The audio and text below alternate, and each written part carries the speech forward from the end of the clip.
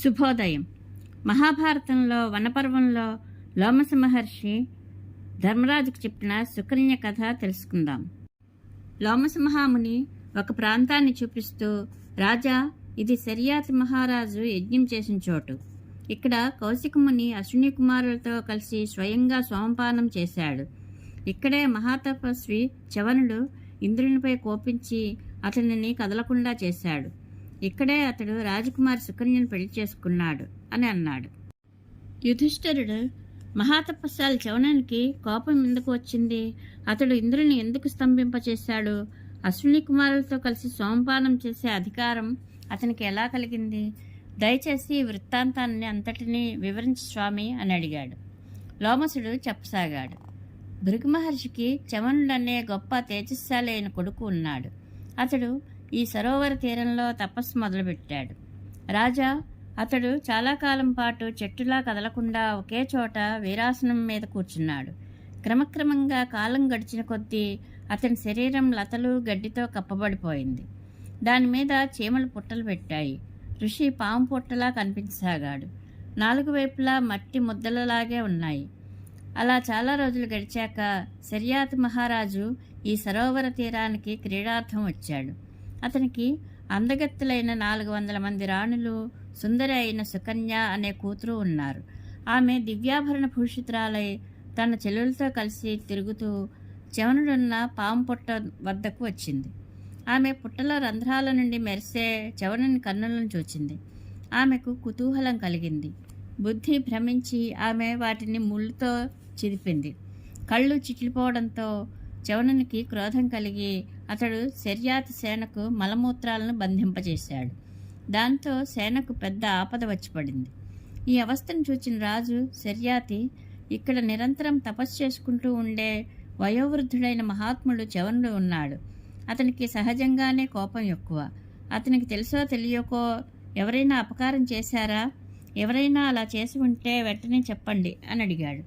సుకన్యకు ఇదంతా తెలిసి తాను అలా తిరుగుతూ ఒక పాము పుట్ట వద్దకు వెళ్ళానని, అందులో మిణుగురు పురుగుల్లా అనిపించిన ప్రకాశించే ఒక జీవం కనిపించిందని, తాను దానిని పొడిచి కన్నం పెట్టానని చెప్పింది. ఇది విని శర్యాతి వెంటనే పుట్ట దగ్గరికి వెళ్ళాడు. అక్కడ అతనికి వయోవృద్ధుడు, తపోవృద్ధుడు అయిన చవనుడు కనిపించాడు. చేతులు జోడించి సేనను ఆపద నుండి గట్టెక్కించమని కోరుతూ, భగవాన్, తెలియక ఈ బాలిక చేసిన అపరాధాన్ని క్షమించండి అని పలికాడు. చవనుడు, ఈ గర్విష్టి అయిన పిల్ల నన్ను అవమానించడానికే నా కళ్ళను పొడిచింది. ఈమెను నాకిచ్చి వివాహం చేస్తేనే క్షమించగలను అని అన్నాడు.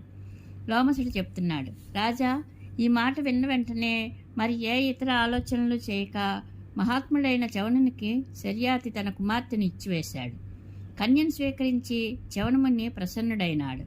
అతని దయవలన కష్టం గట్టెక్కి రాజు సేనాసహితుడై తన నగరానికి తిరిగి వెళ్ళిపోయాడు. సుకన్యా సతి కూడా తన తపో నియమాలను పాటిస్తూ ప్రేమగా తన తాపసి భర్తకు పరిచర్యలు చేస్తోంది.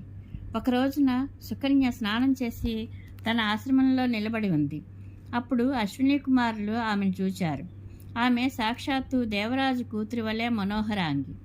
వారు ఆమెను సమీపించి, సుందరి, నీవు ఎవరి కుమార్తెవు, ఎవరి భార్యవు, ఈ అడవిలో ఎందుకున్నావు అని అడిగారు.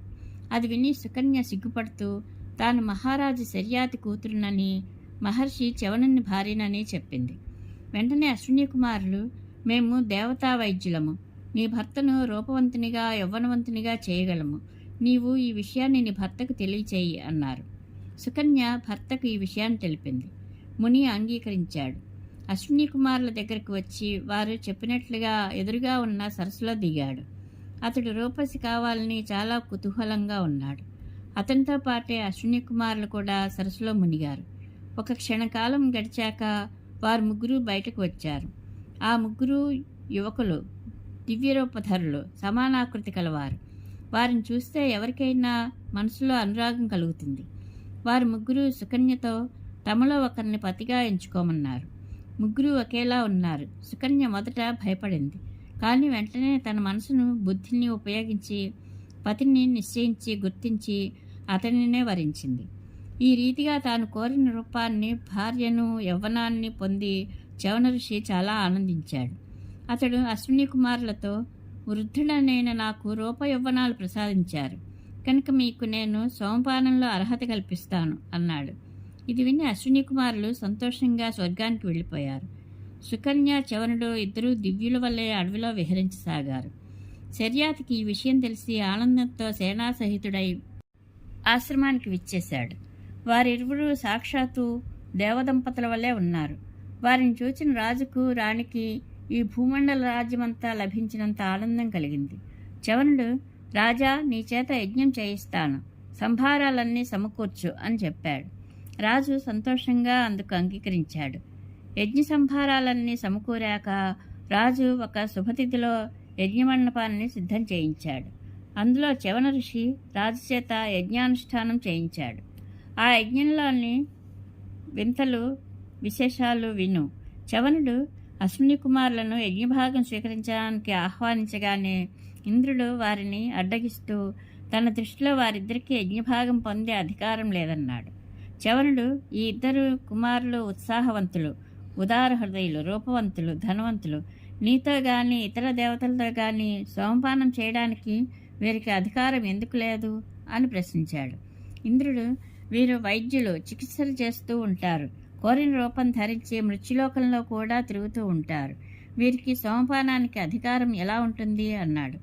దేవరాజు ఇంద్రుడు ఎన్నిసార్లు చూసినా అదే మాటను పదే పదే గట్టిగా చెప్తూ ఉండడంతో చవనుడు అతని మాటను పట్టించుకోకుండా వారికి ఇవ్వడానికి ఉత్తమమైన సోమరసాన్ని తీశాడు. ఇలా పట్టుదలగా చవనుడు సోమాన్ని తీయడం చూసిన ఇంద్రుడు, నీవు ఇలా మా కోసం తీసిన సోమరసాన్ని వారి కోసం తీసుకున్నట్లయితే నీ మీద వజ్రాయుధాన్ని ప్రయోగిస్తాను అని చెప్పాడు. అలా చెప్పినా చవనుడు నవ్వుతూ వారి కోసం సోమరసాన్ని తీశాడు. ఇంద్రుడు వజ్రాయుధాన్ని ప్రయోగించడానికి ఉద్యుక్తుడయ్యాడు. అతడు ప్రహరించే లోపునే చవనుడు అతని చేతులను స్తంభింపజేశాడు. పైగా అగ్నికుండం నుండి తన తపోబలంతో మదం అనే పేరు గల అత్యంత భయంకరమైన కృత్యను పుట్టించాడు. అది భయంకరంగా గర్జిస్తూ ముల్లోకాలను గడగడలాడిస్తూ ఇంద్రుని మింగేయడానికి అతని వైపు కదిలింది. దాంతో అతడు దిగులు చెంది, నేటి నుండి అశ్విని కుమారులు సోమపానానికి అధికారులు కాగలరు. మీరు నా మీద దయ చూపండి, మీరు కోరినట్లే జరుగుతుంది అని బిగ్గరగా అరిచి చెప్పాడు. ఇంద్రుడు ఇలా చెప్పగానే చవనుని కోపం శాంతించింది. అతడు ఇంద్రునికి ఆపద కలగకుండా చేశాడు. ఈ ప్రకాశించే ద్విజసంతుష్టం అనే పేరు గల సరోవరం ఆ చవన మహామునిదే. ఇందులో నీవు పితరులకు, దేవతలకు తర్పణాలు వదులు. ఇక్కడ శివపంచాక్షరిని జపిస్తే సిద్ధి కలుగుతుంది. ఇక్కడ త్రేతాద్వాపరాల సంధికాలం ఉంటుంది. ఈ తీర్థంలో స్నానం చేసిన వారికి కలియుగ స్పర్శ ఉండదు. అన్ని పాపాలను పోగొడుతుంది. ఇందులో స్నానం చెయ్యి అని లోమస మహర్షి ధర్మరాజుకు చెప్పాడు. పరమేశ్వరానుగ్రహ ప్రాప్తిరస్తు. శుభం భూయాత్.